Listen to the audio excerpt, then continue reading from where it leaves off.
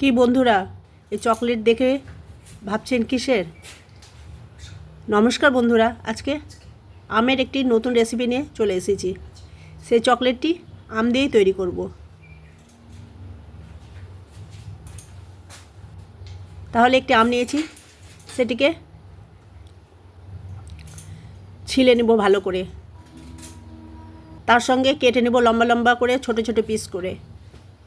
Frying প্যানে জল নিয়েছি, সেই জলে আম সেদ্ধ করতে দিয়ে দিব।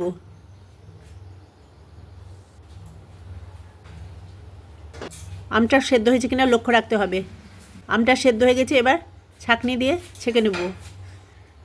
নিচে যে জলটি পড়বে সেই জলটি আমার চকলেট তৈরি করতে কাজে লাগবে। এবার ফ্রাইং প্যানে 1/4 চামচ জিরে নিয়েছি আর 4-5টে গোলমরিচ নিয়েছি, সেটিকে শুকনো খোলায় ভেজে নেব।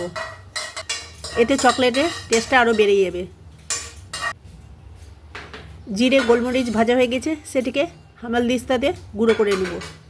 যেসব বন্ধুরা ইউটিউব থেকে ভিডিওটি দেখছেন বন্ধুরা, তারা লাইক শেয়ার সাবস্ক্রাইব অবশ্যই করবেন আর পাশে থাকা বেল নোটিফিকেশান ক্লিক করবেন। যখন রেসিপি দেবো সবার প্রথমে আপনি পাবেন। যারা ফেসবুক থেকে ভিডিওটি দেখছেন তারা পেজটিকে ফলো করবেন। ফ্রাইং প্যানে আমের যে জলটি ছিল, সেদ্ধ করা জলটি, সেটি দিয়ে দিলাম। তার সঙ্গে চিনি, ছোটো বাটির হাফ বাটি চিনি দিলাম।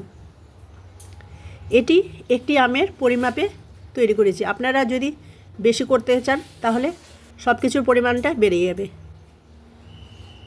এখানে টেস্টটা ভালো করার জন্য বিট লবণ দিলাম 1/4 চামচ, সেটিকেও ভালো করে মিশিয়ে নেব। তার সঙ্গে কাঁচা আম যেহেতু সবুজ, তাই সবুজ ফুড কালার দিলাম। এটি আপনারা দিতেও পারেন, আবার নাও দিতে পারেন।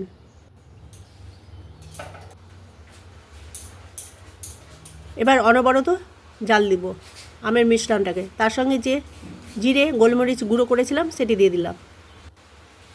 এই চকলেটটি বাজারের থেকেও টেস্টি হয়েছিল, তাই ভিডিওটি দেখার সঙ্গে বাড়িতে অবশ্যই একটিবার করবেন। মিশ্রণটা অনেকটাই ঘন হয়ে এসেছে।